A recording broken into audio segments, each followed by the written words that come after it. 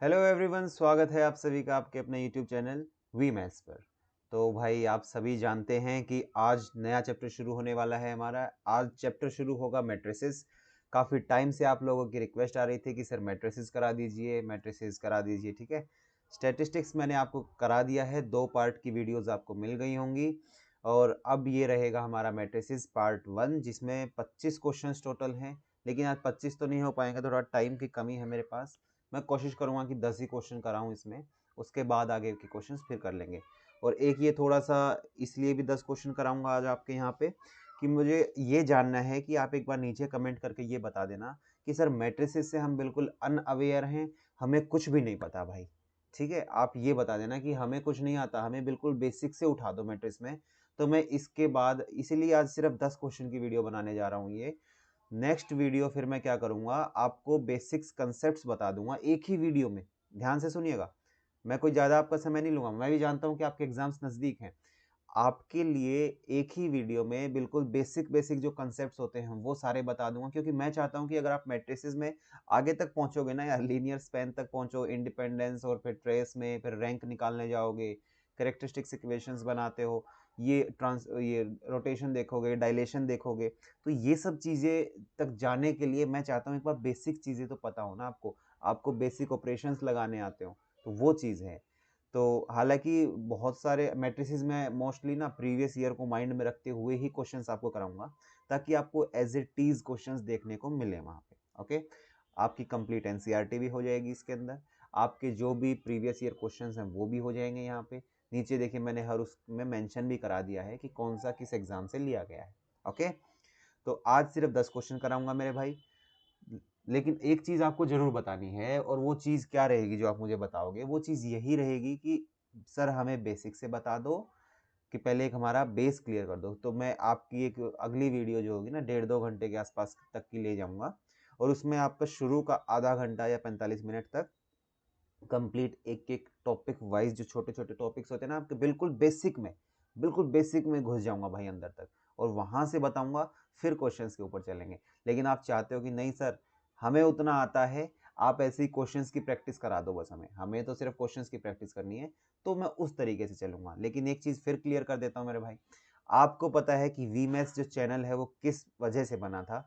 वीमैथ्स channel सिर्फ़ इस purpose से बना था कि जो बच्चे गाँव में बैठे हुए हैं ना यार, जो चीज़ों को अफ़ोर्ड नहीं कर सकते थे, उनको एक-एक चीज़ की मेरे को वहाँ पे प्रोवाइड कराना है कि हाँ, आप सारी चीज़ें ले लो भाई, ठीक? अगर आप में से काफ़ी लोग ये भी कहोगे ना कि नहीं सर, हमें सिर्फ़ क्वेश्चंस की प्रैक्टिस करनी है, हम पढ़ चुके हैं, और मेरे पास अगर 10 कैंडिडेट भी ऐसे आ गए, जो ये कहेंगे कि सर हमें बेसिक भी बताओ, हमारा बेसिक बहुत कमज़ोर है, बेसिक से ही उठा दो हमें, जैसे बाकी चैप्टर्स में आप बिल्कुल ज़ीरो से उठा रहे थे, आप बेस से ही उठा दो सर। तो भाई मैं पहले बेस वाली ही चीज़ें कराऊँगा, और जिनका ऑलरेडी बेस अच्छा है, तो वो उस वीडियो में भाई उतना पोर्शन स्किप कर लेना, क्वेश्चन से बढ़ जाना आप आगे, ठीक है? क्योंकि आपको पता है कि मैं अपना मोटिव नहीं चेंज कर सकता यार इस चीज़ के लिए। अगर मान लो मेजॉरिटी ये कहेगी कि नहीं सर, सिर्फ़ क्वेश्चंस करा दो, तो सिर्फ़ व्यूज़ पाने के लिए या सब्सक्राइबर्स पाने के लिए मैं अपना मोटिव बिल्कुल नहीं बदलूँगा। इस चीज़ में मैं बहुत अपना मेरा माइंड बिल्कुल क्लियर है कि मुझे अगर मैं बस ये चाहता हूँ कि जो गाँव में बैठा हुआ कैंडिडेट है ना यार, अगर मैं किसी एक की भी मदद कर पाया ना इस पूरी वैकेंसी में, मेरे लिए उतना इनफ है, ठीक? तो आपको अगर लगता है कि आपको इतना सारा आता है या बेसिक नहीं चाहिए, तो आपको सिर्फ़ एक छोटा-सा काम करना है मेरे भाई या मेरी बहन, जो भी आप मेरी बातों को सुन रहे हो, आपको इतना सा काम करना, आपको लगता है नहीं मुझे ये चीज़ आती है, तो आप आगे बढ़ जाओ भाई, ठीक है? आगे बढ़ो, स्किप कर लेना उतने पोर्शन को, आगे से शुरू कर लेना। क्योंकि ये चैप्टर ऐसा है ना कि आपको अगर बिल्कुल बेस वाली चीज़ें नहीं आती, तो डायरेक्ट रिज़ल्ट्स को ना फिर रटोगे भाई। रटोगे तो चीज़ें कहीं न गड़बड़ होंगी ही होंगी। ओके? और एक छोटी-सी चीज़ मुझे और इन्फॉर्मेशन ये देनी थी कि कई बार ना कमेंट आ जाते हैं या फिर जो भी चीज़ है, तो कि सर ये वाला क्वेश्चन ऐसे हो गया, ये वाला क्वेश्चन थोड़ा-सा गलत था। तो देखिए, जब इकट्ठा 100 क्वेश्चंस जब मैं पढ़ाता था ना यार, तो एक आधा क्वेश्चन में ऐसी मिस्टेक हो जाती है कि माइंड कहीं न कहीं डिस्ट्रैक्शन आ जाती है भाई। 3-3 पूरा दिन भर काम करने के बाद या आप अपना ऑफ़िस भी सँभालने के बाद, फिर आप आओ, उसके बाद फिर आप अगर बैठ के रिकॉर्ड कर रहे हो रात में 3 घंटे की वीडियो, साढ़े 3 घंटे की वीडियो चली जाती थी। कोई कुछ-कुछ वीडियोज़ 4 घंटे में भी गई हैं। तो एक आधे क्वेश्चन में अगर कोई गलती हो जाती है, तो उसको मैनेज कर लो यार। आप उसको आपस में एक-दूसरे से क्लैरिफ़ाई कर लो कि हाँ, सर ने क्या ये गलत तो नहीं बता दिया, और सर ने अगर गलत बताया है, तो उसको क्लियर कर लो आप। और नहीं तो मोस्टली वीडियोस में मैं ना पिन्ड कमेंट्स जो होते हैं ना उनको पिन कर देता हूँ और राइट आंसर लिख देता हूँ उसके अंदर कि हाँ इस क्वेश्चन में गलती हो गई थी, ये करेक्ट आंसर है। तो गलती इंसान से ही होती है भाई, वो चीज़ मैं एडमिट करता हूँ। मैं कभी ऐसा टीचर नहीं हूँ मैं हमेशा जो ये बोलूँ नहीं नहीं मुझसे गलती से गलती हुई है तो हो गई है भाई, एक्सेप्ट करता हूँ उस चीज़ को। लेकिन उसको एक बार क्लियर कर लो, या तो मुझसे कर लो मैसेज करके, या आप अपने फेलो कैंडिडेट्स जितने भी हैं, ग्रुप बना रखा है आपके लिए व्हाट्सएप डिस्कशन का, उस पर कर लो भाई आप, ठीक है। और एक इन्फॉर्मेशन ये थी कि आप लोग कह रहे हो कि सर ई बुक जल्दी लेके आओ, तो मेरे को एक बार कमेंट करके ये बता देना। देखो ई बुक में तो भी टाइम लगेगा भाई, अभी अपना मैट्रिक्स चैप्टर बचा हुआ है पूरा, अब प्रोबेबिलिटी बचा हुआ है, कॉम्बिनेट्रिक्स बचा हुआ है और कैलकुलस बचा हुआ है, 4 चीज़ें ये बची हुई हैं भाई। तो ई बुक में तो कम से कम 10-12 दिन चले जाएंगे अगर हम लोग वहाँ तक चलेंगे तो मेरे को एक ये चीज़ बता देना कि सर हमें ई बुक जो है वो तो बाद में आप कंपाइल करके दे देना, कोई बात नहीं। आप अभी ये कर दो कि आप अपनी ऐप के ऊपर अभी ये प्रोवाइड करा दो, जो जो चैप्टर्स हो चुके हैं ना आप उनका पीडीएफ हमें प्रोवाइड करा दो। ई बुक का कॉस्ट हम वहाँ पे देने के लिए रेडी हैं, एक एज अ कोर्स बना देता हूँ। मैंने इसका अल्टरनेटिव सोचा था, मैंने यही सोचा कि एक मैं उसका ना कोर्स ही बना देता हूँ। जितना आपकी बुक की कॉस्ट आएगी मैं एक बार डिस्कशन कर लूँगा टाइपिस्ट के साथ, जो भी आपकी कॉस्ट बन रही होगी उतने का बना के उसमें मैं चैप्टर वाइज जो है आपकी वो पीडीएफ डाल दूँ, जो प्रिंटेबल फॉर्मेट में, ताकि आप निकाल के अपनी प्रैक्टिस कर पाओगे भाई। ये मेरे को अच्छा लगा, मतलब मेरे को ना 2-3 लोगों के मैसेज आए थे कि तब तक के लिए सर ऐसा सॉल्यूशन आप कुछ कर दो, और जब ई बुक रेडी हो जाएगी तो उसी कोर्स के अंदर एक पूरी ई बुक भी आप अपलोड कर देना।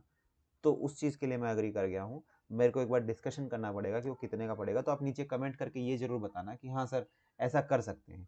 या फिर आप अगर इस फेवर में हो कि नहीं सर, अगर पार्ट 2 जब पूरा कंप्लीट बन के रेडी हो जाएगा, देखो भाई उसमें लगेंगे 10-15 दिन अभी, क्योंकि हमारे चैप्टर चलेंगे, अभी 4 चैप्टर हैं भाई, एक चैप्टर मिनिमम 2 या 3 दिन तो लेगा। और अब तो 100-100 क्वेश्चन होंगे, मैट्रिक्स में तो 100 क्वेश्चन कराऊंगा पूरे, तो आपका आराम से जाएगा 4 दिन यहाँ पे, ठीक है। तो ये चीज़ ज़रूर बताना भाई आप मुझे। तो अब देखिए शुरू करेंगे मैट्रिक्स। मैट्रिक्स में देखिए क्या है हमारा पहला क्वेश्चन, देखिए आज का बहुत ही अच्छे शानदार क्वेश्चंस हैं। जिनको मैट्रिक्स थोड़ी नॉलेज है वो आराम से यहाँ पे बना ले जाएंगे, और जिनको थोड़ी सी नॉलेज नहीं है उनको थोड़ी सी गड़बड़ हो सकती है यहाँ पे, ठीक। देखिए क्या है आपको, ये क्या दिया हुआ, डिटर्मिनेंट दिया हुआ, सम ऑफ डिटर्मिनेंट 1 2 3 4 5 6 7 8 9, फिर एंड 4 5 7 4 5 6 7 8 9 विल बी। अब यहाँ पे सम क्या होगा। अब देखिए अक्सर गलतियां क्या होती है, हम लोग क्या जानते हैं, मान लो मेरे को यही चीज मैट्रिक्स के अंदर लिखी होती 1 2 3 4 5 6 7 8 9, मुझे अगर ये देखो ये मैट्रिक्स होती है भाई, मैट्रिक्स हमारा ना रेक्टेंगुलर अरेंजमेंट जो हम लोग कर देते हैं, नंबर्स की आपने ना अरेंजमेंट करनी है बस, कि ज्यादा नंबर्स को कैसे एक साथ डील कर पाओ आप, ठीक है। अपने कैलकुलेशंस को थोड़ा सॉर्ट करने के लिए हम लोगों ने मैट्रिसेस का कंसेप्ट लेके आए थे, और उसको ऐसे ये बड़ी वाली ब्रैकेट से डिनोट करते हैं भाई, कि इसके अंदर आगे जो भी बैठ जाएगा, ये बड़ी वाली ब्रैकेट जो होती है, साथ साथ मैं बताता चलूंगा, ऐसी बात नहीं कि बिल्कुल कुछ भी नहीं बताऊंगा। तो जो बड़ी वाली ब्रैकेट्स होती हैं वो जो आपके काम की चीजें सिर्फ वो बताता चलूंगा यहाँ पे, ओके। तो जो भी बड़ी वाली ब्रैकेट्स होती है वो मैट्रिक्स को डिनोट करती हैं, जो सीधी ऐसे लाइनें होती हैं ना वो डिटर्मिनेंट को करती हैं। डिटर्मिनेंट क्या होता है, डिटर्मिनेंट आपकी एक ना फिक्स्ड वैल्यू मिलेगी, आपको एक आंसर मिलता है न्यूमेरिकल टर्म्स में, ठीक है। वो निकलता कैसे है वो मैं आपको बेसिक वाली चीजों में बता दूंगा। और इसमें मैट्रिक्स में डिटर्मिनेंट निकलता किसका है, मैट्रिक्स का ही निकलता है, ठीक है। अब आगे देखिए, यहाँ पे मान लो अगर ये डिटर्मिनेंट की फॉर्म में थे, ये दोनों चीजें डिटर्मिनेंट की फॉर्म में भाई आपकी, और सम पूछा है। अगर आपके पास ऐसा होता कि डिटर्मिनेंट की फॉर्म में ना देके मैट्रिक्स की फॉर्म में दे देता और सम पूछ लेता, तो आप क्या करते, आपका सम सीधा साधा क्या आ जाता है, आप हर एक इंडिविजुअल एलिमेंट को जोड़ देते हो, एक को जोड़ देते 4 में 5 आ जाता, 4 को 4 में जोड़ते 8 आ जाता, 7 को 7 में जोड़ते 14 आ जाता, फिर 2 और 5 7, 7 3 10, 5 5 10, 6 6 12, 8 16 18। तो आप देखो ऑप्शन क्या आ गया, 5 8 14, 5 8 14, 7 8 7 10 16 और 10 12 18। और आप गलती क्या कर देते, आप इसको मार्क कर देते भाई यहाँ पे। अभी ध्यान से सुनना भाई, आप इसको यहाँ पे मार्क कर देते एज आंसर, और ये आंसर आपका बिल्कुल गलत हो जाएगा। ये आंसर आपका बिल्कुल गलत होगा। वो क्यों होगा ये सुन लो भाई, क्योंकि आपको यहाँ मैट्रिक्स नहीं दिया हुआ है, आपको पूछा हुआ है कि जो इस डिटर्मिनेंट का और इस डिटर्मिनेंट का, डिटर्मिनेंट से क्या आएगी, एक पर्टिकुलर वैल्यू आएगी, इधर वाले डिटर्मिनेंट से क्या आएगी, एक पर्टिकुलर वैल्यू आएगी। दोनों का जब सम करोगे तो वो कितना आएगा, वो 0 आएगा, या इसके डिटर्मिनेंट के बराबर आएगा, या फिर इस ये आएगा या ये आएगा, ठीक है। ये देखिए आपका यूपी पीजीटी 2021 में पूछा हुआ क्वेश्चन है, पीजीटी में पूछा हुआ है। हालांकि क्वेश्चन में इतना सा भी दम नहीं है, अगर आपके बेसिक्स क्लियर है, क्वेश्चन में दम नहीं है मेरे भाई, क्वेश्चन तो देखते ही लगने वाला क्वेश्चन है। लेकिन जिसने नहीं किया पहले, जिसने नहीं सीखा है, उसके लिए वही प्रॉब्लम वाली बात है। अब देखिए, अगर मैट्रिक्स होती तो ऑप्शन नंबर बी करेक्ट हो जाता, लेकिन आपसे डिटर्मिनेंट की फॉर्म में पूछा हुआ है। यहाँ के लिए आप लोग एक चीज हमेशा याद रखेंगे, मैं इसको येलो से लिखवा देता हूँ। यहाँ के लिए आप लोग हमेशा एक चीज याद रखोगे भाई, कि जब भी आपका डिटर्मिनेंट के अंदर एक कोई भी रो या आपकी कोई भी कॉलम जो है, आपका कोई भी रो मान लो या फिर आपका कोई भी कॉलम मान लो। देखो जैसे यहाँ पे रो है या कॉलम है, आप कहोगे सर मेरा कॉलम जो है ना वो सेम बन रहे हैं। दो डिटर्मिनेंट है, देखो एक दीवार इधर खड़ी हुई है, एक दीवार इधर खड़ी हुई है। इन दीवारों में कुछ ना कुछ इंसान लटके हुए हैं, मान लो इंसान लटके हुए हैं आपके, ठीक है। अब उसमें ये देखो, क्या कहीं किसी एक दीवार के अंदर भी सेम इंसान लटके हुए हैं क्या? आप कहोगे सर 4 5 6 इसमें भी है, 4 5 6 इसमें भी है, 7 8 9 इसमें भी है, 7 8 9 इसमें भी है। तो जब भी आपके कोई भी रो मान लो, या तो इधर लटके हुए हैं या वो सामने से बैठे होते हैं रो की फॉर्म में। देखिए कॉलम हमेशा लटकता हुआ होता है, वर्टिकल जो होता है वो कॉलम होता है। ऐसे भी याद नहीं रहे, कई बार ना आप लोग देखिए रो में और कॉलम में ही कंफ्यूज हो जाते हैं भाई। ये भी क्लियर कर देता हूँ आपकी। रो देखिए क्या होगा, आप हमेशा एक चीज सोचो, कॉलम, ये तो हर किसी ने सुना होगा ना यार कि आप घर बनता है जब, तो बीम बनते हैं, ठीक है, पिलर लगते हैं, पिलर। तो कई जगह वहां पे उस पिलर को ना ये भी कहते हैं कि कॉलम दिलवा दो घर में, मजबूती आ जाएगी, ठीक। तो कॉलम हो गया आपका वर्टिकल, रो हो गया। रो को देखो, आप नहीं याद रख पा रहे हो तो आराम से ऐसे याद रख सकते हो कि स्कूल में भी बैठते थे तो कहते थे ना सिंगल रो में बैठना भाई, सिंगल रो में बैठना। तो अगर जमीन यूं है तो आप यूं ही तो बैठते थे उसके सामने, तो आपका ये रो हो जाएगी सीधी। क्या उसमें ऐसे लटकते थे कि हाँ ऊपर से नीचे छत की तरफ लटक गए हो? नहीं, रो मतलब कि बैठे हुए हो सामने। तो हमेशा सीधा जब भी ऐसे जाएगा तो रो होती है, और कॉलम में लटकना मतलब वर्टिकल होगा। तो रो कैसी? Horizontal, column vertical. तो ये छोटी छोटी चीजें मैं साथ साथ बताता चलूंगा। अब एक चीज देखिए, जब भी आपके जितने भी एलिमेंट्स होंगे, मान लो आपकी कोई भी एक पर्टिकुलर रो पकड़ लो, आप कोई भी पर्टिकुलर कॉलम पकड़ लो, अगर वो जो है आपके कॉमन निकल के आ जाएंगे तो वो तो सेम रखने होंगे आपको, और बाकी एलिमेंट्स को ऐड कर देना भाई आप। यहाँ पे देखिए जैसे 4 5 6 दिखा, 4 5 6 दिखा, तो ये नहीं बदलेगा, ये सेम रहेगा जब डिटर्मिनेंट को जोड़ने जा रहे हो तो। 7 8 9 दिखा, 7 8 9 दिखा, तो वो भी सेम रहेगा भाई आपका। तो अब आगे देखिएगा, इसको अगर मैं करने जाऊं, ये लो, तो मैंने क्या बोला, जो सेम चीज है ना 4 5 6 7 8 9, तो जो भी सेम होंगे वो सेम ही लिखे जाएंगे भाई। यहाँ सेम थे, यहाँ भी सेम थे, पूरा कॉलम सेम ही लिखा जाएगा। जो जो अलग है उनको इंडिविजुअली जोड़ दो, तो यहाँ पे 1 + 4 जुड़ जाएगा, 2 + 5 जुड़ जाएगा, और 3 + 7, ये आपका आंसर हो जाएगा। तो 4 और 1 5, 5 2 7, 7 और 3 10, तो आपका ऑप्शन नंबर सी करेक्ट हो जाएगा भाई। यहाँ पे जिसने ऑप्शन बी मार्क किया था वो यहाँ पे गलत हो जाएंगे। अब ये चीज बहुत ही अच्छे से आप लोग समझ गए होंगे, उम्मीद करता हूँ कि जब भी आपके जो एलिमेंट्स हैं वो रोज के, हाँ ये भी और जान लो भाई, जो मैट्रिक्स के अंदर लिखे हुए हैं ना डिटरमिनेंट के अंदर, उनको एलिमेंट्स बोलेंगे हम लोग। जैसे सेट में जो होते थे एलिमेंट्स होते थे सर, मैट्रिक्स में क्या है, ब्रैकेट के अंदर ही तो है यार। तो जब भी आपके एलिमेंट्स किसी भी रो के या कॉलम के, और वो किस में होंगे, डिटरमिनेंट के अंदर बैठे होंगे, ठीक है, उनको आप सम में एक्सप्रेस कर सकते हो, मतलब उनको जोड़ सकते हो। कब जोड़ोगे, जब वो आपके अलग अलग होंगे, जो जो सेम थे वो सेम चले जाएंगे। उम्मीद करता हूँ ये क्वेश्चन आपको क्लियर हो गया होगा। देखिए कितना आसान क्वेश्चन था, देखते ही बता सकते थे 4 5 6 7 8 9, तो सर ये तो सेम आएगा ही। और गलती कहाँ होगी, बच्चा तुरंत जोड़ेगा, 4 और 1 5, 4 4 8, 7 7 14, उसको पहले उसमें ऑप्शन बी नंबर बी दिख जाएगा, करेक्ट लगा देगा भाई। लेकिन इसका क्लियर कर दिया है, अगर ये मैट्रिक्स की फॉर्म में सम पूछता तो ये आंसर होता भाई, जो मेरा देखो यहाँ पे ऊपर लिखा हुआ, ये लिखा हुआ, ओके। और इसने डिटर्मिनेंट की फॉर्म में पूछा है कि इस डिटर्मिनेंट का सम और इस डिटर्मिनेंट का सम किस डिटर्मिनेंट के बराबर होगा, तो वो ऐसे होता है भाई, ओके। नेक्स्ट देखिए भाई, क्वेश्चन नंबर सेकंड चलते हैं अभी।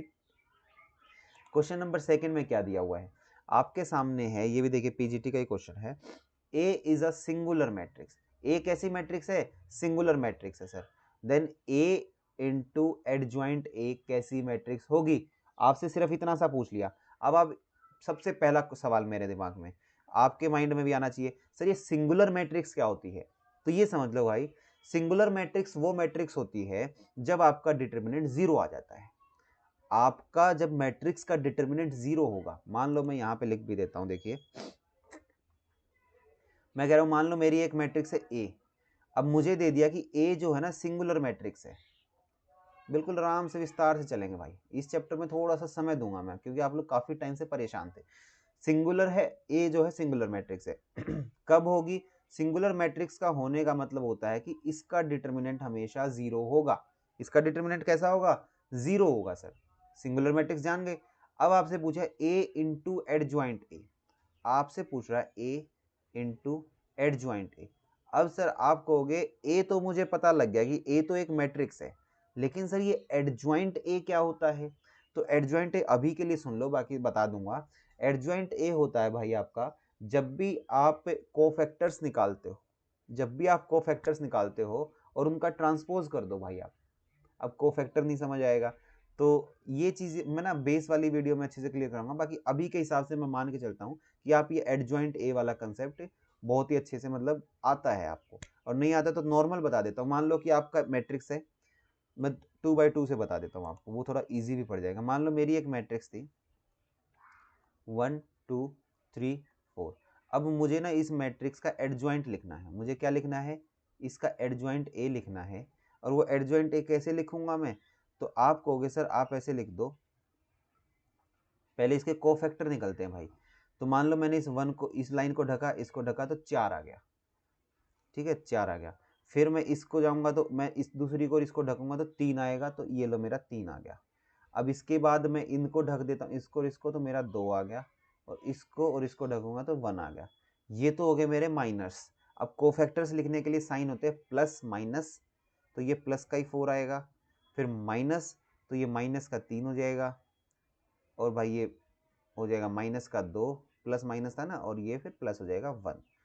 तो ये किया क्या है? लिखा तो जाना चाहिए था मेरा पहले, तो यहाँ मत देखो आप, इतना ही देखो, सीधा लिख दिया मैंने उसको। आप ये देखो प्लस आता है, कोफैक्टर के लिए बता रहा हूँ, ये तो माइनर पहले लिख दिए, फिर कोफैक्टर के लिए माइनस, ये प्लस।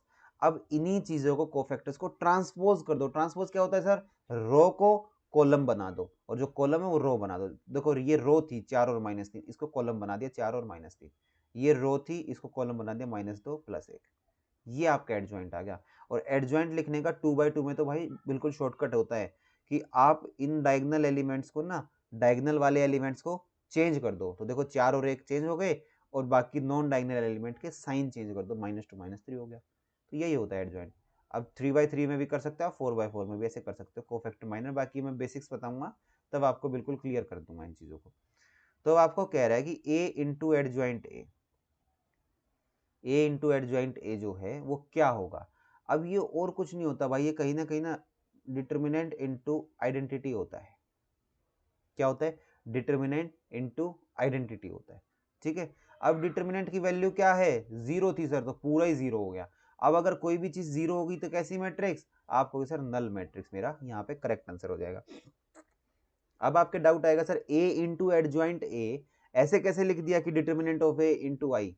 तो एक चीज देखो भाई, अगर जिसको मैट्रिक्स आता है अच्छे से, तो क्या आप ये तो जानते हो ना कि ए इनवर्स क्या होता है? ए इनवर्स होता है सर, मैं लिंक करके दिखा रहा हूँ, देखो लिंक कैसे किया करो। अगर कोई चीज रिजल्ट भूल भी जाओ ना, कैसे लिंक करो? ए इनवर्स आता है सर एडजॉइंट ए इंटू में अपॉन में डिटर्मिनेंट ए। मैं कह रहा हूँ कि एक काम कर लो मेरे भाई, इसको ए से मल्टीप्लाई करा दो, तो इधर भी ए से मल्टीप्लाई करा दो, तो a इंटू ए इनवर्स क्या हो जाएगा सर? आई हो जाएगा, is equal to A into adjoint A, और नीचे वाले डिटर्मिनेंट को इधर भेज दो। तो यही तो रिजल्ट लिखा है अभी मैंने आपके सामने, यही तो रिजल्ट लिखा। देखिए a इंटू एडजॉइंट ए क्या होता है? जब एडजॉइंट का, किसी भी मैट्रिक्स का, उसके एडजॉइंट के साथ प्रोडक्ट करा दो, तो वो और कुछ नहीं है, वो उसका डिटर्मिनेंट आइडेंटिटी मैट्रिक्स के साथ मल्टीप्लाइड है, ठीक। वही वाली चीज कर दी भाई यहाँ पे। ओके, नेक्स्ट देखिए। नेक्स्ट अगर चलेंगे तो सेकंड का हमारा बी करेक्ट हो गया। क्वेश्चन नंबर 3 देखिए। क्वेश्चन नंबर 3 भी आपका यूपी पीजीटी का है। आगे देखिए, अब हालांकि आपको ये डाउट आ सकते हैं कि सर क्या पीजीटी के भी हमारे में आ सकते हैं क्या? यार मैट्रिक्स चैप्टर ही जब मैट्रिक्स हो गया, अब आप एक चीज देखो, जितना आपका ये हमारे पीजीटी में जो सिलेबस है ना मैट्रिक्स का, वो तो बहुत कम है। आपका जो मैट्रिक्स का सिलेबस है वो उनसे वास्ट है, उनको सिर्फ 12th लेवल तक का दिया हुआ है, आपको ग्रेजुएशन का भी दिया हुआ है भाई साथ में, लीनियर स्पैन, रोटेशन, डायलेशन, बहुत सारी चीजें हैं। तो आपका इस चैप्टर में तो भाई बिल्कुल पीजीटी लेवल भी पूछा जा सकता है यार आपसे, उससे ऊपर भी पूछा जा सकता है आपसे, ठीक है। तो मैं हर एक लेवल के क्वेश्चन लेके आया हूं यहाँ। इसमें देखिए क्या करेंगे हम लोग, एबीसी मेरे अर्थमेटिक प्रोग्रेशन है, तो वैल्यू बता दो इस डिटर्मिनेंट की। अब हालांकि काफी लोग ना ऐसे केसेस में डिटर्मिनेंट पूरा सोल्व करने चल पड़ते हैं, मत करो भाई, पूरा सोल्व कभी मत करो। आपको कोई भी कंडीशन दे दी, अब आप जानते हो कि एबीसी एपी में है, अगर एबीसी जो है मेरा मेरा अगर एबीसी एपी में हुआ तो मेरे पास कंडीशन क्या हुई, 2b is equal to a+c। ये चीज मैं जानता हूँ भाई, जो ये चीज पकड़ गया ना वो क्वेश्चन कर ले जाएगा। अब एक चीज देखो, मैं अगर ये कह दूं कि ये मेरे पास रो 1 है, ये मेरे पास रो 2 है, और ये मेरे पास R3 है, मतलब कि तीसरी रो, पहली रो, दूसरी रो, तीसरी रो। अब एक चीज देखो, मुझे कहीं ना 2b बनाना है या फिर मुझे a+c बनाना है, कंडीशन दी हुई है ना भाई, समझ में कैसे आएगा, मतलब कि a+c देखो, तो a यहाँ है और c यहाँ है, तो क्यों ना मैं इस वाली रो को इसमें ऐड कर दूं, रो को ऐड तो कर ही सकते हैं। तो पहली रो क्या बन जाएगी, आप कहोगे सर 2x, क्योंकि x+1 और x+3 जुड़ेगा तो 2x+4, यहाँ बनेगा सर 2x+6, यहाँ बनेगा 2x+a+c, ठीक है। नीचे वाली देखिए सेम रहेंगी दोनों, नीचे वाली मान लो मैंने सेम छोड़ दी। आगे देखिए, अब इसमें से a+c की जगह मैं क्या डाल सकता हूँ, आप कहोगे सर a+c की जगह, ये जो a+c था ना सर, इसकी जगह आप डाल दो 2b। ये लो भाई मैंने डाल दिया 2b। अब ऊपर और नीचे से मैं क्या कह रहा हूँ, इस पूरी रो में से मैं 2 कॉमन निकाल लूं, आप कहोगे सर बिल्कुल निकाल लो। जैसे ही मैंने 2 कॉमन निकाला, मेरे पास यहाँ क्या बन गया, x+2, यहाँ बन गया x+3, और यहाँ बन गया x+b। नीचे क्या था, x+2, x+3, x+b, उसके नीचे x+3, x+4, x+c। ओके। अब एक चीज देखो भाई, एक ना रूल होता है आपका, जब भी आपकी डिटर्मिनेंट के अंदर कभी भी 2 रो या तो दोनों रो या फिर 2 कॉलम सेम हो जाएंगे ना, जब भी सेम हो जाएंगे या तो 2 रो या फिर 2 कॉलम, तो आपका आंसर जो होगा हमेशा डिटर्मिनेंट का 0 आएगा भाई। तो आपका क्या हो गया, आप खुद देखना, यहां से मैं देखिए दिखाता हूं, आपकी जो ये वाली रो है और आपकी ये वाली रो है सेम होगी भाई, जैसे ही सेम होगी डिटर्मिनेंट का आंसर 0, 0 आते ही आपका आंसर ए ऑप्शन करेक्ट हो जाएगा। तो आप खुद सोचो, अगर आप इसको पूरा एज अ डिटर्मिनेंट सोल्व करने चले जाते तो कितनी गड़बड़ हो सकती थी, गड़बड़ हो सकती है ना, बिल्कुल हो जाती सर। आगे चेक करेंगे, क्वेश्चन नंबर 4 देखते हैं अभी। क्वेश्चन नंबर 4 देखिए, क्वेश्चन है आपका, आपको दिया हुआ ए इज इक्वल टू, कोई भी matrix they the A F x, ठीक है, ये तो जानते हो ना फंक्शन में भाई, बिल्कुल अच्छे से फंक्शन में पढ़ा रखा है। एफ एक्स का मतलब जहां जहां एक्स है वहां एक्स डालना पड़ेगा इसमें। अब आपसे पूछा कोस एक्स, पूरा ये बोल दिया आपसे, पूरा मैट्रिक्स दे दिया, ए इनवर्स पूछ रहा क्या होगा। तो देखिए ए इनवर्स होता क्या है, ए इनवर्स होता है sir adjoint A upon determinant A. तो सबसे पहले कभी भी इनवर्स निकालना हो तो हमेशा पहले क्या चेक करोगे, हमेशा ये चेक करो भाई कि क्या ये मैट्रिक्स जो है इसका डिटर्मिनेंट अगर 0 हो गया तो इसका इनवर्स ही एग्जिस्ट नहीं कर सकता भाई। क्यों, क्यों नहीं कर सकता सर, क्योंकि डिनोमिनेटर में कभी 0 आ ही नहीं सकता, नॉट डिफाइंड हो जाता है। ये तो बचपन से पढ़ रहे हो कि डिनोमिनेटर में कभी भी 0 नहीं आ सकता, ठीक है, तो उसको पढ़ोगे। तो यहाँ पे मान लो डिटर्मिनेंट चेक करना है, तो देखो आपको भाई आना चाहिए, प्रैक्टिस इतनी होनी चाहिए। मान लो इसका डिटर्मिनेंट चेक करूं, क्या करेंगे, मैं इस वाली रो के थ्रू एक्सपेंड कर लेता हूँ, ठीक है। मैंने मान लो 1 किया, प्लस माइनस प्लस 1 इंटू में इसको ढक दिया और इसको ढक दिया, तो मेरा बना cos square x plus sine square x, मेरा बन जाएगा cos square x plus sine square x, जो कि मेरा 1 बन गया। अब मेरा डिटर्मिनेंट 1 आया, इसका मतलब एग्जिस्ट तो करेगा। अब मैं क्या निकाल सकता हूँ यहाँ से, मैं एडजॉइंट ए निकाल सकता हूँ सर, एडजॉइंट ए निकाल लें। अब देखिए मैं तो एक ही लाइन में निकाल लेता हूँ, हालांकि जब आपको बेसिक से बताऊंगा ना तब आपको सारी चीज बता दूंगा। अभी मैं उम्मीद करता हूँ कि आपको एडजॉइंट निकालना आता होगा। अब देखिए एक लाइन में मैं कैसे निकाल लाता हूँ, मुझे पता है कि मुझे कोफैक्टर भी लिखने हैं, ठीक, और मुझे पता है उनका ट्रांसपोज भी करना है। तो मैं मान लो इसको ढक दिया मैंने, cos x को ढका तो cos x 0, तो ऊपर आ जाएगा, ये आ गया cos x। ठीक, फिर मैंने इस वाली को ढक दिया पूरे को, तो माइनस साइन एक्स है, और एक माइनस पहले भी लगता है, तो यहाँ ये लो साइन एक्स आ गया। अब मैं सीधा यूं ना लिख के ना ट्रांसपोज ही करता चल रहा हूँ। फिर मैंने जीरो किया, अब जीरो से कुछ भी मल्टीप्लाई करा लो जीरो ही आएगा, जीरो से कुछ भी मल्टीप्लाई करा लो तो जीरो ही आएगा। अब देखो ये और ये ढके थे, तो जीरो और जीरो, जीरो आ गया तो यहाँ जीरो डाल दिया। अब आगे चलिए इसका कोफैक्टर निकालेंगे। अब देखो प्लस माइनस प्लस हो गया, अब माइनस आएगा, पहले माइनस एक माइंड में रखना। तो इसको और इसको ढका तो साइन एक्स था, तो ये हो गया माइनस साइन एक्स। ओके, फिर इस पे आ गया मैं, ये आ गया तो कॉस एक्स, तो ये हो गया कॉस एक्स। फिर इसको और इसको किया तो जीरो और जीरो, तो ये आ गया जीरो। देखो मैं ऐसे एक स्टेप में लिख रहा हूँ बस। फिर आगे चलिए, अब मुझे लिखना है इसके लिए, तो इसको और इसको ढका तो जीरो और जीरो, तो ये जीरो आ गया। फिर इस पे आ जाएंगे, जीरो जीरो जीरो आ जाएगा। फिर इस पे आ जाएंगे, अब देखो plus minus plus, minus plus minus, plus minus plus ही आएगा नीचे। ठीक है, cos square x plus sine square x 1 होता है सर। ये लो भाई, एडजॉइंट लिख दिया मैंने। अब इसी एडजॉइंट ए को मान लो डिटर्मिनेंट ए जो कि 1 था उससे डिवाइड करा दिया, तो ए इनवर्स भी तो यही आया मेरा, ए इनवर्स भी तो भाई मेरा यही निकल के आया। अब आप एक चीज देखो, जो ये ए इनवर्स आया है ये कैसा है, आप कहोगे सर ये और तो कुछ नहीं, cos x था cos x है, sin x की जगह माइनस का sin x लगा हुआ है, 0 0 1 बराबर है, 0 0 भी सेम है, यहाँ भी माइनस आ गया, यहाँ कुछ भी नहीं था, यहाँ माइनस आया हुआ है। ठीक है, यहाँ cos x है। तो आप कहोगे सर जैसे ही मैं x की जगह माइनस एक्स पुट कर दूं ना, तो cos तो अपने आप ही अंदर से पॉजिटिव बदल देगा, तो cos x बन गया, sine of minus x minus sine x बना हुआ है sir, minus of sine minus x, तो माइनस बाहर आएगा साइन एक्स बन गया। तो आप कहोगे सर ये और कुछ नहीं है, ये एफ ऑफ माइनस एक्स ही है सर। तो एफ ऑफ माइनस एक्स आपका ये वाला आंसर हो गया भाई, ऑप्शन नंबर सी करेक्ट हो जाएगा यहाँ पे। ओके, तो फोर्थ का आंसर क्या हो जाएगा करेक्ट, आप कहोगे सर फोर्थ का आंसर मेरे सामने करेक्ट आंसर सी आ गया सर। आगे देखिए भाई, पांचवें पे चलते हैं। अभी पांचवा क्वेश्चन क्या कहता है, बहुत ही अच्छा क्वेश्चन भाई, देखिए बहुत शानदार, यूपी पीजीटी में आया हुआ। ये ऐसे क्वेश्चन है ना यार, अगर आपको आते हैं तो विद इन सेकेंड्स आप कर सकते हो। कैसे, अब देखिए मान लो कि if each element of 3x3 matrix, 3x3 matrix, order कितना है, सबसे पहले देख लो ऑर्डर कितना है मैट्रिक्स का, आपको सर ऑर्डर जो है मैट्रिक्स का वो 3 है, मतलब n की वैल्यू कितनी हो गई, n की वैल्यू 3 हो गई सर। आगे देखिए, इज मल्टीप्लाइड बाय 3, हर एक एलिमेंट 3 से मल्टीप्लाई किया गया है, हर एक एलिमेंट 3 से मल्टीप्लाई किया गया है। डिटरमिनेंट बता दो कितना आएगा नई मैट्रिक्स का। तो मैं बता सकता हूँ 3 से मल्टीप्लाई किया था, ऑर्डर 3 था, 3 की पावर 3, डिटरमिनेंट ऑफ ए, मतलब कि 27 टाइम्स डिटरमिनेंट ऑफ ए हो जाएगा। ऑप्शन क्या हो गया, करेक्ट ऑप्शन सर मेरे पास ऑप्शन नंबर डी आ गया। अगर आपको आता है तो आप भाई बहुत आराम से कर लेते, अगर आपको नहीं आता तो आप उलझ के खड़े हो जाते, अरे क्या करें। बहुत लोग अक्सर ऐसे करते हैं कि 3 गुना लगाते हैं। अब ऐसा होता क्यों वो जान लो, वो जान लो होता क्यों। मान लो मेरे पास ये डिटरमिनेंट था, मेरे पास ये डिटरमिनेंट था 3x3 का, मैट्रिक्स थी 3x3 की, उसका डिटरमिनेंट है। अब कह रहा है कि हर एक एलिमेंट 3 से मल्टीप्लाई हो गया।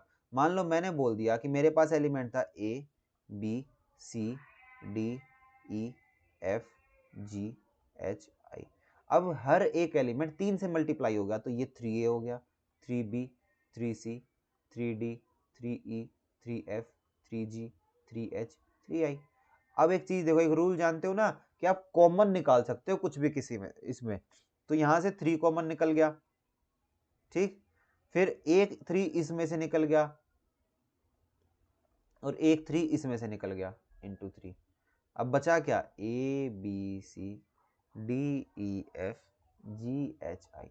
तो देखो पहली रो में से 3 निकल के आ गया, दूसरी रो में से 3 निकल के आ गया और तीसरी में से 3 निकल के आ गया, तीनों का प्रोडक्ट हो जाएगा। तो वही तो किया मैंने, 3 की पावर 3, 3 की पावर 3। तो इसको आज के बाद ऐसे याद रख सकते हो आप लोग आराम से, कि जब भी कोई मैट्रिक्स में हर एक एलिमेंट किसी एक पर्टिकुलर फिक्स नंबर से मल्टीप्लाई होता है ना, तो जितना उसका ऑर्डर था वो नंबर की उतनी पावर कर दो, आंसर आ जाएगा। ओके, आगे देखिए भाई, question number 6, if b is a matrix such that b square की वैल्यू b है and a is equal to i minus b, then which of the following is not correct. ये भी देखो UP PGT का question है भाई आपका। आपके मोस्टली क्वेश्चन ऐसे ही होते हैं यार, बहुत इजी क्वेश्चन है, कोई ज्यादा मुश्किल क्वेश्चन नहीं है ये। अब देखो आपके सामने क्या है, बी एक मैट्रिक्स है, किस तरीके से कि बी स्क्वायर की वैल्यू है बी, ओके, और ए की वैल्यू है आपके सामने आई माइनस बी। ठीक, अब आपसे पूछा कौन सा करेक्ट नहीं है, ये चीज बहुत ध्यान से देखा करो भाई, जहां नोट लगा हुआ ना वो बहुत आराम से देखा करो।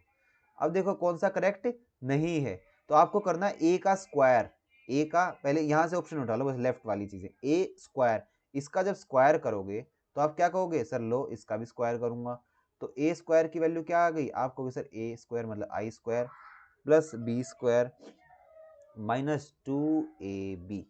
अब इसको सोल्व करोगे, आई स्क्वायर क्या होता है, कुछ नहीं होता सर, आई होता है, बी क्या होता है, बी स्क्वायर की वैल्यू सर बी दे रखी है क्वेश्चन के अंदर, माइनस 2ab मतलब माइनस 2b, यहां से क्या निकल के आ गया, आई माइनस बी। तो देखो वही चीज आ गई, A is equal to I minus B आ गई, मतलब ये तो सर करेक्ट है, ये तो करेक्ट है। ए बी चेक करूंगा सर, ए इंटू बी, तो ए इंटू बी चेक करोगे तो आपका ए कितना है, आप कहोगे देखो ये तो पहली चीज चेक कर ली मैंने, दूसरी चीज चेक करने जा रहा हूँ, बी में देखो ए स्क्वायर है, तो ए स्क्वायर को चेक करोगे तो ए स्क्वायर तो अभी आपने चेक किया कि आई माइनस बी है, ए स्क्वायर आई तो नहीं है, तो आंसर तो मेरा ये होगा सर गलत। ए बी चेक कर लो आप एक बार, ए इंटू बी चेक करोगे तो आप क्या कहोगे, ए की वैल्यू क्या है, आई माइनस बी, और बी की वैल्यू बी है ही, तो इसको जब चेक करोगे तो I into B minus B square, और आई बी क्या होता है, बी होता है, ठीक, माइनस बी स्क्वायर की वैल्यू क्या है सर, बी है, और बी माइनस बी जीरो, ये भी करेक्ट है सर। ऐसे ही बी ए करते तो वो भी जीरो आ जाता, ठीक, तो आंसर तो क्या हो गया, आंसर सर मेरा इसमें करेक्ट हो जाएगा ऑप्शन नंबर बी, ए स्क्वायर जो है वो आई के बराबर नहीं आ सकता सर, ए स्क्वायर कभी भी आई के बराबर नहीं आ सकता मेरे पास, ठीक है। नेक्स्ट देखेंगे भाई, अभी क्वेश्चन नंबर 7 देखिए, आपके सामने है वैल्यू बतानी डिटर्मिनेंट की, एक स्क्वायर, दो स्क्वायर, तीन स्क्वायर, चार स्क्वायर, दो तीन चार पाँच, तीन चार पाँच छः, चार पाँच छः सात, साइक्लिसिटी टाइप सा चल रहा है, ठीक है, कोई दिक्कत नहीं, आराम से कर लेंगे। इसमें देखो क्या करो, आप कुछ मत करो, आप बिल्कुल छोटी सी चीज एक ये कर लो, इसमें से आपको जैसे ही आप जानते हो ना कि स्क्वायर हो रहा है, जैसे ही आपको पता है कि स्क्वायर हो रहा है, ये देखो 1 स्क्वायर, 2 स्क्वायर, 3 स्क्वायर, 4 स्क्वायर, हालांकि मैं ये चीज पकड़ चुका हूँ कि 1 2 3 4 है, 1 2 3 4 है, 2 3 4 5, 2 3 4 5 ऐसे जाएगा, आंसर तो इसका जीरो आएगा, जब भी ऐसे साइक्लिसिटी टाइप बनती है जीरो आंसर आएगा।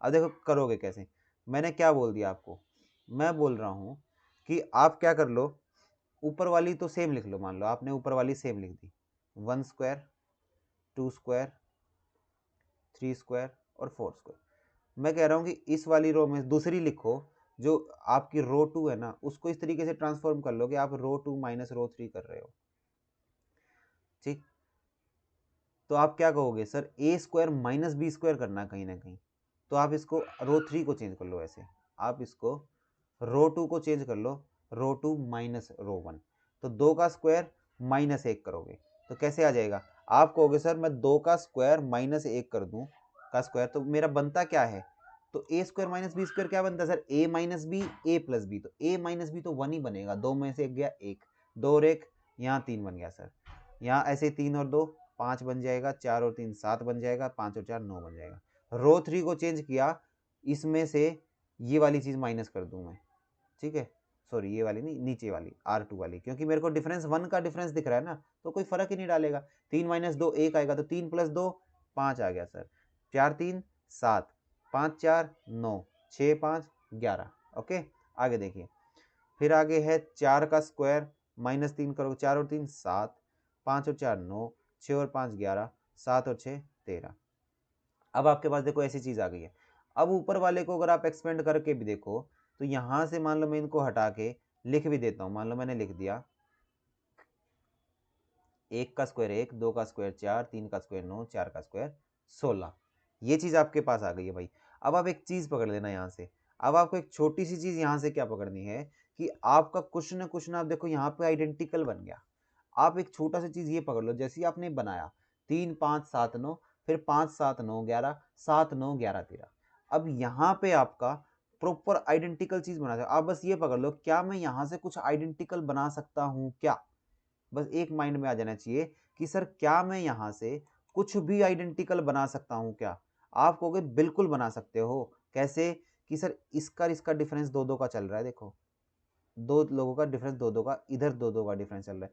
तो मैं इसको जब चेंज कर दूंगा ना, मान लो मैंने R3 को चेंज ही कर दिया, मैं सीधा R3 लिख रहा हूँ। 5 में से 3 गए 2, 7 में से 5 गए 2, 9 में से 7 गए 2, 11 में से 9 गए 2। ऐसे ही मैंने इसमें से उसमें से चेंज करवा लिया। 7 में से 5 गए 2, 9 में से 5 गए, 9 में से 7 गए 2, 2, 2। और जब भी 2 रो सेम हो जाएंगी, आंसर कैसा आएगा? आंसर तो सर 0 आएगा। जब भी 2 रो सेम, आंसर तो सर 0 आएगा। तो आप एक चीज हमेशा ऐसे माइंड कर लो। देखो भाई, मैं बिल्कुल क्लियर नहीं कह रहा हूँ कि हाँ बिल्कुल ये सोच लो कि हाँ विकास सर आपने ऐसा बताया था तो अब हम ऐसा करने। अगर आपको एग्जाम में ब्लाइंड तुक्का लगाना हो और कहीं भी ऐसे मतलब आपको वो दिख जाए ना कि हाँ 1 2 3 4, मतलब ऐसे सीक्वेंस टाइप का फॉर्मूला बनेगा, मतलब जैसे 1 2 3 4 बन रहा है, 2 3 4 5, कोई भी सीक्वेंशियल चीजें दिखें तो उसका आंसर मोस्टली केसेस में 95% केसेस में डिटर्मिनेंट का आंसर 0 आता है भाई। ब्लाइंड तुक्का मारना है तो 0 पे मार सकते हो। प्रमोट नहीं कर रहा हूँ इस चीज को कभी भी, ठीक है, प्रमोट नहीं कर रहा हूँ कभी। फिर ये कहो इस वीडियो को थोड़ा सा क्लिप काट के कि देखिए ये टीचर क्या सिखा रहा है, मैं कोई प्रमोशन नहीं कर रहा हूँ इस चीज का। मैं बस ये बता रहा हूँ कि अगर पेपर में बहुत ज्यादा कम समय बचा हुआ है और आपको आंसर लगाना ही लगाना, नेगेटिव मार्किंग है ही नहीं, तो 0 के साथ चले जाओगे तो ज्यादा अच्छा होगा, ठीक है, चांसेस आपके ज्यादा हो जाएंगे। आगे चलिए, क्वेश्चन नंबर 8 देखिए। यहाँ पे आपको वैल्यू ऑफ डिटरमिनेंट, आज आपको लगेगा कि थोड़ा सा सर क्वेश्चंस कैसे, देखिए जीआईसी का क्वेश्चन है ये भी आपका, ठीक है, यूपी जीआईसी का। आपको ये लग सकता है कि सर ये क्वेश्चन हमारे काम के नहीं है या मेरे सिलेबस में नहीं दिया हुआ। देखिए आपका सिलेबस भी एक बार मैं उठा लेता हूँ, यहाँ पे आपको बिल्कुल क्लियर माइंड चीजें बता दूंगा माइंडसेट के साथ, ठीक। ये देखिए आपका सिलेबस है, देख सकते हैं आप, आपके सामने जैसे मैं टिक भी लगाता रहता हूँ कि हाँ ये चैप्टर हमारे हो चुके हैं। आपका देखिए मैट्रिसेस शुरू ही कहां से है? आपका शुरू है R1 R2 R3 as vector space. तो आप लोग यही सोचते हो अरे वेक्टर स्पेस तो आया ही नहीं अभी। पहले भाई ये बेसिक चीजें तो जान लो, एक बार ये बेसिक चीजें जान लो, ठीक है, फिर वेक्टर स्पेस पे भी चलेंगे। स्टैंडर्ड बेसिस कुछ नहीं होती, ये सब चीजें बहुत आराम से कर लेंगे, बिल्कुल आराम से करेंगे हम लोग। Linear independence, examples of different basis, subspaces of R2, translation, dilation, rotation, reflection, line and plane, matrix form of basic geometric. उसके बाद देखो ये सारी चीजें आके फिर आपके आइगन वैल्यूज, आइगन वेक्टर आ जाता है। फिर देखो आगे लास्ट में देखना reduction to diagonal up to matrices of order 3, matrices in diagonal form, तो ये डायगोनल फॉर्म ही चल रही है आपकी। आगे देखना reduction to diagonal, computation of matrix inverse, inverse आ गया ना। अब इसने लिख दिया कि एलिमेंट्री रो ऑपरेशन से आपको निकालना है। एलिमेंट्री रो ऑपरेशन से अगर आप निकालने शुरू कर दोगे मेरे भाई, तो आप एक क्वेश्चन करोगे ना, मैं लिख के दे सकता हूँ, वीमेस वाला जो कैंडिडेट होगा वो 5 क्वेश्चन कर चुका होगा वैसे, ठीक है। या आप अगर आप सब्जेक्टिव थोड़ी जा रहे हो यार, ये तो सिलेबस में मेंशन को करना पड़ेगा क्योंकि यही चीजें होती हैं डिफाइंड एग्जाम के अंदर। आप भाई ऑब्जेक्टिव चलोगे, ठीक है। तो आ गया ना इनवर्स, इनवर्स का क्वेश्चन अभी कराया था ना, तो इनवर्स है, ऐसा नहीं है बिल्कुल अनवांटेड चीजें करा रहा हूं। उसके बाद आपको रैंक निकालना है, solution of system of linear equation, आपको लीनियर इक्वेशंस का सॉल्यूशन भी आना चाहिए। तो वो सारी चीज सिखाऊंगा, एक बार सीख तो लो। एक बार ये तो देख लो कि हाँ डिटर्मिनेंट से ऐसे क्वेश्चन पूछे जा रहे हैं, मैट्रिक्स से ऐसे अब आप यहाँ दिल पे ना हाथ रख के ये बता देना मेरे भाई कि जो पहला ही क्वेश्चन कराया था सम वाला, क्या आप उसको गलत नहीं करते क्या? अगर ये क्वेश्चन नहीं कराता और पेपर में उठ के आ जाए क्वेश्चन गलत करते और छाती चौड़ी करके ये आते कि सर इतना आसान क्वेश्चन, इतना आसान क्वेश्चन, बाद में पता लगता कितना आसान क्वेश्चन था, ठीक है। ये देखिए अब आपकी बात कर लेते हैं, डिटर्मिनेंट निकालना है आपको। 1 1 1 दिया हुआ है, x y z, x cube y cube z cube. तो ये चाहो तो आप खुद निकाल लो, क्योंकि आप कहोगे सर डिटर्मिनेंट वाला काम नहीं आता। मैं कहूंगा भाई इसको आराम से मैं कर भी सकता हूँ। तो आप कहोगे सर कैसे करना चाहिए, ये तो बड़ा सा दिख रहा है। मैं कह रहा हूँ एक काम करो ना यार, आप ज्यादा से ज्यादा चीजों को एलिमिनेट कर दो। मैंने बोल दिया ये है कॉलम 1, ये कॉलम 2 और ये कॉलम 3। मैं कह रहा हूँ कि इस कॉलम में से मान लो, इस कॉलम में से इसको माइनस करा दिया, तो मेरा डिटर्मिनेंट देखो कितना छोटा बना दूंगा मैं।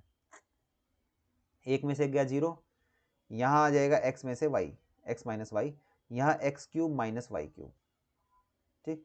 फिर एक में से गया 0, y minus z, y cube minus z cube, यहाँ 1 z और z क्यूब। अब एक चीज देखना, आप अगर आप एक्सपेंड करोगे भी ना, सिर्फ एक ही एलिमेंट के थ्रू एक्सपेंड करना पड़ेगा आपको, ऊपर वाले तो 2 0 बना ही देंगे इसमें से भी। लेकिन मुझे दिख रहा है कि मैं यहाँ से x माइनस वाई कॉमन निकाल सकता हूँ, ये लो मैंने निकाल दिया।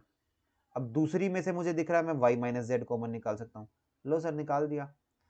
और बनेगा क्या, 0 0 1, यहाँ x माइनस वाई कॉमन चला गया था, x cube minus y cube, x minus y common चला गया, तो sir x square plus y square plus x y, इधर क्या बनेगा 1, यहाँ क्या बनेगा sir y square plus z square plus y z, और इधर है z और z क्यूब। ठीक है, ये तीन चीजें। अब एक्सपेंड कर सकते हो क्या इस चीज को? अब आपको मेरी इमेज दिख रही होगी, मैं एक बार ना इसको अपनी इमेज को हटा देता हूँ। अब देखिए, इसको अगर और एक्सपेंड फर्दर करो तो आप कहोगे सर मेरे पास जो है ना x माइनस वाई तो पहले से कॉमन है, मेरे पास y माइनस जेड पहले से ही कॉमन है। अब इसको एक्सपेंड करोगे तो 0 0 वाले हटा दो, सिर्फ 1 के रेस्पेक्ट में करना है, तो आप कहोगे सर मैं इसको और इसको ढक लेता हूँ। ठीक है, तो 1 का मल्टीप्लाई किसके साथ होगा सर? ये माइनस ये, तो आप कहोगे सर मेरे पास आएगा y square plus z square plus y z minus x square minus y square minus x y. ठीक है, तो यहाँ से कुछ कैंसिल हो रहा है क्या सर? वाई स्क्वायर से वाई स्क्वायर मेरा कैंसिल हो गया। अब यहाँ देखो भाई, ये है जेड स्क्वायर और ये है वाई जेड और माइनस एक्स वाई, तो इसमें से भी जेड स्क्वायर प्लस मैंने वाई को अगर कॉमन ले लिया, वाई को अगर कॉमन ले लिया तो आप क्या कहोगे सर? जेड माइनस एक्स बचेगा आपके पास, जेड माइनस एक्स आपके पास बचेगा ही बचेगा। तो जब z माइनस एक्स आ भी गया, मान लो मैंने y को कॉमन भी ले लिया और मेरे पास z माइनस एक्स भी बच गया, अब मैं और क्या छोटी छोटी चीजें यहां से कर सकता हूं? तो आप कहोगे सर अगर आप ये चीज करोगे, एक चीज यहां से देखना, आप कहोगे सर साथ में आप ये वाला चीज भूल गए। देखो जेड स्क्वायर के साथ साथ मेरा क्या बचा हुआ है? Z square minus x square बचा हुआ है plus y z minus x.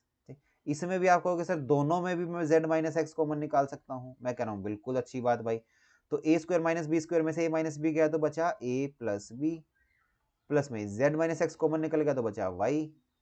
तो अब देखो आपका आंसर आ तो गया x minus y, y minus z, z minus x, कहाँ x minus y, y minus z, z minus x, और साथ में आ गया x plus y plus z. तो मेरा ऑप्शन नंबर ए यहाँ पे करेक्ट आंसर हो गया भाई, बिल्कुल करेक्ट चला जाएगा ऑप्शन नंबर ए। ठीक है, तो इतनी सी चीज थी। आप इसको देखो छोटा कैसे कर सकते थे, आप इसको ऐसे ही छोटा कर सकते थे कि जैसे ही मैंने 1 माइनस 1 जीरो किया, इधर जीरो किया, तो x माइनस वाई बाहर निकाला, y माइनस जेड बाहर निकाला, तो मेरे दो ऑप्शन एलिमिनेट हो गए भाई, ए और बी में ही खेल रहा हूं अब मैं। ठीक, तो ऐसी चीजें चलती हैं। नेक्स्ट देखिए, क्वेश्चन नंबर 9 देखते हैं। क्वेश्चन नंबर 9 में क्या है, यहाँ पे भी देखिए आपको निकालना है। अब यूपीपीसीएस में पूछा गया क्वेश्चन है, आपका यूपीएससी जीआईसी में भी पूछा हुआ क्वेश्चन है। क्वेश्चन आपके यहीं से उठने वाले हैं भाई, ये गारंटी है मेरी। ठीक, आगे देखिए, यहाँ से आपकी कहीं ना कहीं यूपी टीजीटी और पीजीटी की प्रैक्टिस हो रही है। आप लोग जो कमेंट करते हो ना या मैसेज करते हो मेरे को कि सर यूपी पीजीटी और टीजीटी करा दो, तो प्रैक्टिस हो रही है भाई, यहाँ से कहीं ना कहीं प्रैक्टिस हो रही है। देख लो अच्छे से, value of determinant x plus y. अब देखो ये तो मेरे को दिखते ही दिख रहा है कि सर आंसर 0 होगा। कैसे सर? मैं कह रहा हूं इन दोनों को जोड़ लो, तो आप कहोगे सर जोड़ दिया, मेरे पास आया x plus y plus z, इधर आया x plus y plus z, यहाँ पे भी आया x plus y plus z. ठीक है, फिर z x y 1 1 1। मैं कह रहा हूं इसमें से ना पहले कॉलम में से x plus y plus z को कॉमन निकाल दो। निकाल सकते हैं, बिल्कुल निकाल सकते हैं सर। 1 1 1 z x y 1 1 1। अब क्या आ गया सर? दो कॉलम सेम हो गए सर, दो कॉलम या फिर दो रो सेम होते ही पूरा डिटरमिनेंट का आंसर 0 आता है। ठीक है, तो आ गया 0 मेरे पास, क्या ही बड़ी बात थी इसमें। ठीक है, नेक्स्ट देखिए, question number 10। 3a minus 2b की वैल्यू आपको दे रखी है, 2a माइनस b की वैल्यू आपको दे रखी है, आपसे पूछ रहा है कि a बता दो भाई। तो एक चीज देखो, इसको पहले ना लीनियर की तरीके से सोल्व कर लो। मान लो 3a माइनस 2b है और 2a माइनस 3b है, 2a माइनस b। मान लो अगर ये लीनियर वेरिएबल ही होते, मैट्रिक्स ही नहीं होती, अगर ये मैट्रिक्स ही नहीं होती, कैसे सोल्व करते? आप कहते सर मैं इसको ना 2 से गुणा कराता, तो मेरे पास आ जाता 4a माइनस 2b। ठीक है, फिर सर मैं इसमें से 3a माइनस 2b को सब्ट्रैक्ट करा देता सर, सब्ट्रैक्ट करा देता, तो ये तो मेरा कैंसिल हो जाता, मेरे पास सर a की वैल्यू आ जाती, a बच जाता सिर्फ। ठीक है, तो वही चीज कर दो ना भाई। यहाँ पे आपको पहले इस वाले को 2 से गुणा कराना है। ये लो सर करा दिया, 8 दूनी 16, 8 दूनी 16 माइनस 10 दूनी 20 माइनस 2 दूनी 4। अब सर माइनस कराऊंगा, सब्ट्रैक्ट कराना था ना, किसको? इस वाले को, इस वाले को। तो सर 6 6 माइनस 9 माइनस 3। ठीक, कितना बनेगा आपको? सर 16 में से 6 गए 10, 16 में से 6 गए 10, तो 10 और 10 सर 2 ऑप्शन में दिख रहा है, तो ये तो हट गया, ये हट गया, ये हो सकता है, होल्ड कर लिया। -20 प्लस का 9 सर -11, -4 प्लस का 3 -1, आ तो गया answer sir. Option number B मेरे पास करेक्ट हो जाएगा। ये भी देखिए जीआईसी में पूछा हुआ है, ऐसे छोटे छोटे क्वेश्चंस पूछे हुए हैं, बताइए जीआईसी में। तो आज की वीडियो ना भाई फिलहाल यहीं तक रखेंगे, 10 क्वेश्चन ही करेंगे, इससे ज्यादा नहीं करेंगे इधर, ठीक है। 10 क्वेश्चंस मुझे लग रहा है कि मोर देन इनफ है आपको एक ब्रीफ आइडिया देने के लिए कि मैट्रिक्स का चैप्टर हमारा किस तरीके से चलेगा, किस फॉर्म में चलेगा। ओके, तो अब उम्मीद करता हूं कि आपको ये सारे क्वेश्चंस मैं अच्छे से समझा पाया हूँ। जिसके बेसिक्स क्लियर हैं वो अच्छे से समझ चुके होंगे, और जिसके बेसिक्स क्लियर नहीं है नीचे कमेंट करके मेरे को ये जरूर बताना कि सर ये जो ये बेसिक वाली चीज है ना ये हमें कराओ, या फिर मुझे कमेंट करके ये बताना सर ये सारी बेसिक वाली चीजें छोड़ दो, हमें तो बस यही सब चीजें पढ़ा दो, ये ट्रांस जो हो रहा है ना कि डायलेशन हो रहा है, ट्रांसफॉर्म हो रहा है, और सर रोटेशन हो रहा है, ठीक है, ये सारी चीजें करा दो सर मुझे, तो लीनियर स्पेस और लीनियर इंडिपेंडेंस ये करा दो। मैं फिर वही सजेस्ट करूंगा, अगर भाई एग्जाम में चाहते हो कुछ भी चीज घुमा फिरा के ना पूछी जाए तो ले लो। अभी तो मैं फ्री में सब कुछ चीजें दे रहा हूं, तो भाई बेनिफिट उठाना चाहते हो तो ले लो। मैं इस वैकेंसी में पूरी हेल्प कर रहा हूं आपकी, तो करवा लो भाई, ठीक है। मैं तो यही एडवाइस करूंगा। उसके बाद भी आपको लगता है कि नहीं सर हमें सिर्फ क्वेश्चन प्रैक्टिस करने से मतलब है, तो वो बता देना। ऐप जिसने डाउनलोड नहीं करी है तो भाई ऐप डाउनलोड कर लेना। ऐप के ऊपर बहुत ही जल्द आपको टेस्ट सीरीज मिलने वाली है, बहुत काम चल रहा है उसका अच्छे से। और कुछ लोगों के देखिए कमेंट भी आए थे, वो चलिए उसको मैं बाद में डिस्कस करूंगा, ठीक है, किसी और दिन। तो आज की वीडियो में हम लोग इतना ही रखेंगे, तो थैंक यू वेरी मच, और अपना ख्याल रखिए भाई। ठंड बढ़ गई है आजकल, और अगर आप दिल्ली में रहते हैं तो दिल्ली में तो बहुत पोल्यूशन भी हो गया है, ठीक है, तो थोड़ा सा अंदर ही रहिए, अच्छे से पढ़िए, और एग्ज़ाम आपका दिसंबर में हो जाएगा, तो बहुत मन लगा कर पढ़िए, ठीक है। खुश रहिए और साथ वालों को भी खुश रखिए। Okay, all the best.